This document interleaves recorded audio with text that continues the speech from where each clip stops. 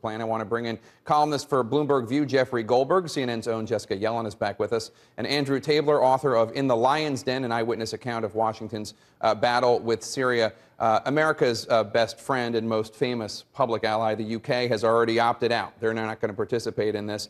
Where are the U.S. allies, Jessica? This makes George W. Bush's coalition of the willing look like the League of Nations. There's no one really coming to the fore except for maybe France and Turkey. It is striking, and it's one of these instances where you start to wonder if the U.S. should start to look for a different set of allies in this case. For example, maybe Saudi Arabia, who has enormous interest in this instance and the capacity truly to be of assistance, or even Turkey, which sits on the border with Syria and has a real interest. I know we believe that that's never going to happen, but there's real reason to think that maybe these are the countries that could step up and actually say, hey, we could give you an assist here. And maybe part of the reason the president's taking this to the American people is to say, there are other countries who are whispering in our ear and saying they want to help, they care about this. I want some of these other countries to speak up. Look, it's a completely normal reaction on the part of Americans to say, hey, Saudi Arabia, Jordan, UAE, Kuwait, Bahrain, you think this is such a terrible problem? You have these big air forces that we know you have them because we sold them to you. And, you know, you go deal with this. I mean, this goes to that issue of the general fatigue that Americans have with dealing with the complexities of the unraveling Middle East. And so that's what you're fighting against. Andrew, the Arab League decried what the Syrian regime has done. And obviously some members of some of the Gulf countries, the UAE and Saudi Arabia in particular, will do some things to help out. But where is the Arab League in all of this? The Arab League has put forward a resolution saying that the Assad regime should be held responsible for it, that they should be punished, but they stopped short of actually saying that there should be a military strike. Now, the Obama administration is declaring that a victory, as long as it's not opposed to it. But there's a lot of constraints within different Arab systems, different Arab societies about U.S. intervention.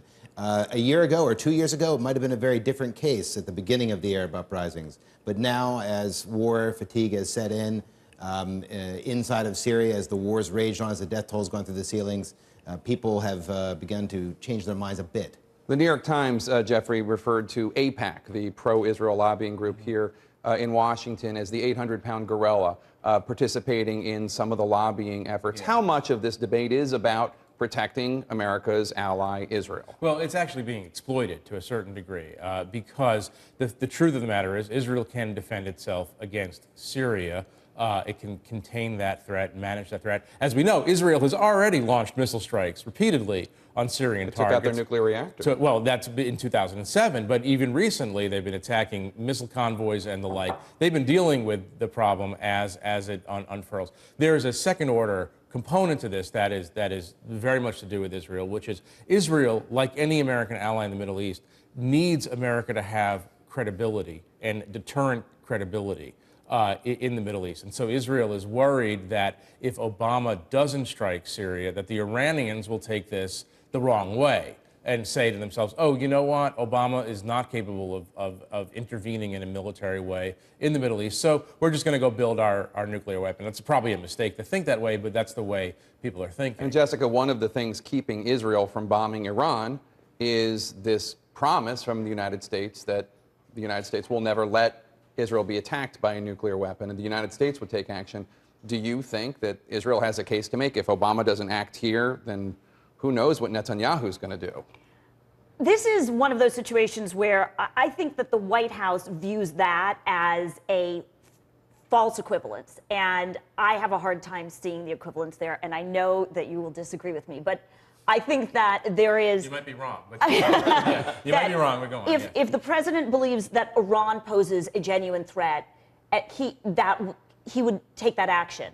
But if he's drawn a line by accident, or that he doesn't truly believe on Syria, that he doesn't actually want to take, or that was a mistake of rhetoric, and he doesn't truly believe in it, I'm not saying that that's where he is, but if that were the case, that's a different, you don't have to, I mean, it's almost like a Hollywood scenario where a president has to take an action because he said something and now has to stand up for his credibility. I want to give Andrew the last word here. But he didn't just draw it with any old power in the region. He drew it with the Assad regime Tehran's major ally in the region. I can't imagine that the Iranians would read it any other way.